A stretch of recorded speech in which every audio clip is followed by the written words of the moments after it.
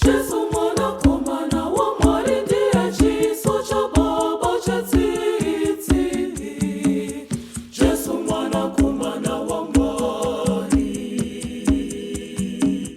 Jesu mwana komana wa Mwari ndiye chiso cha Baba cha tsitsi.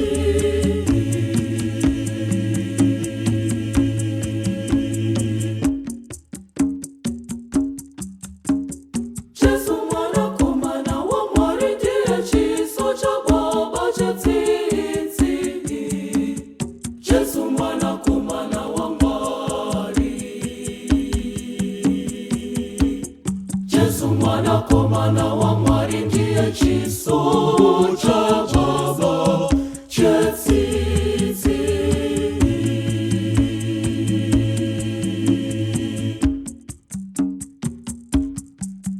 Shavo abo manetsi nokuti Mwari nyadenga achazoba itirawo tsitsi.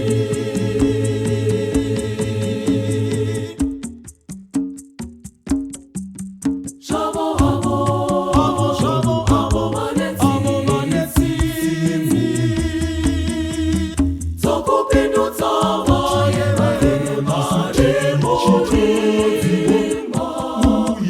uye kufundisa abo vasingazivi notayiriza asina sando zokunyaradza vanotambudzika.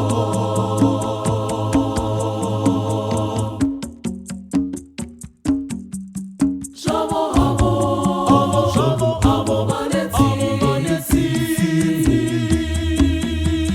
zokupindutsa vaye mutima uye kufundisa abo vasingazivi notayiriza asina sando zokunyaradza vanotambudzika.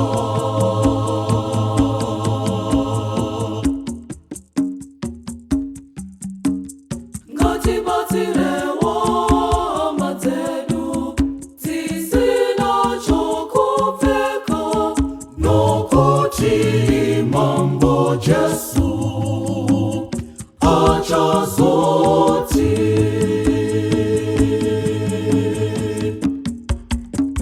Shama shaitira chama chenyu makaitirawo ini, zvemecha makaitira vamwe apa chenyu makaitirawo ini. Ida mumwe wako sukuru paunozviita iwe pachako.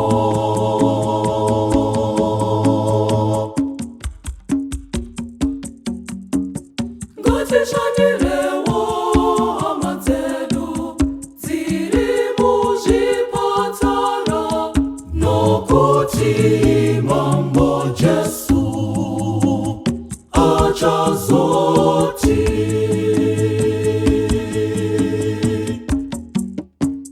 Shama shaitira chama chenyu makaitirawo ini, zvemecha makaitira vamwe apa chenyu makaitirawo ini.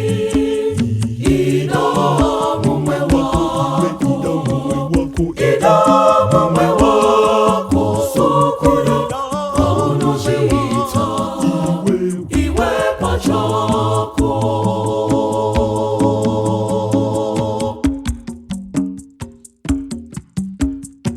Ngatishandirewo hama dzedu dziri munjeri, nokuti Mambo Jesu achazoti.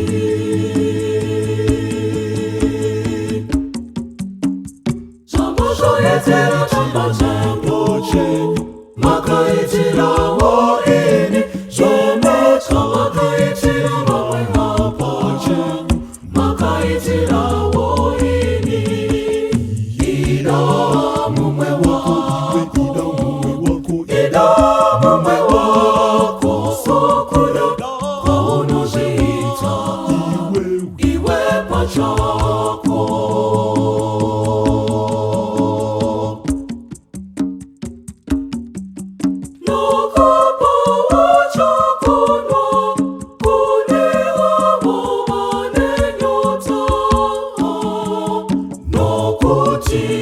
Mambo Jesu achazoti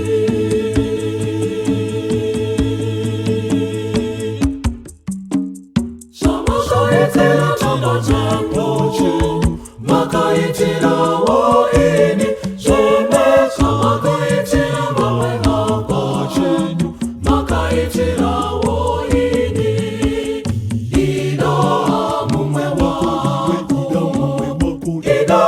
mumwe wako sokuda kwaunozviita iwe pachako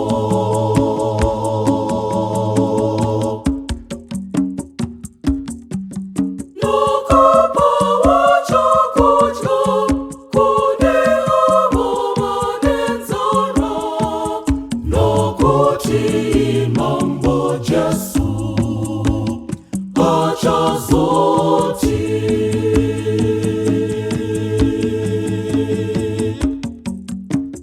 shamashaitira chamba changu makaitira woini zvemecha makaitira vamwe hapa chenyu makaitira